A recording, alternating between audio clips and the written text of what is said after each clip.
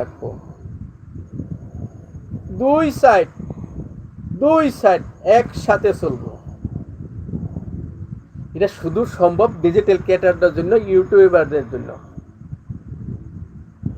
যারা নিজস্ব চেহারা, কথাটা নিজস্ব ব্যবস্থা, একই ব্যবস্থা দর্শকের জন্য ভালো কথাগুলাই, ভালো ভিডিওগুলা উপহার দেয়। আদর্শমূলক, শিক্ষামূলক, সৎ আখলাক, সৎ চরিত্র, সৃষ্টিকর্তার অস্তিত্ব লইয়া যারা নিজেকে আত্মপ্রকাশ করে, তাদের এই কর্ম জিন্দিগি তো শেষ নাই,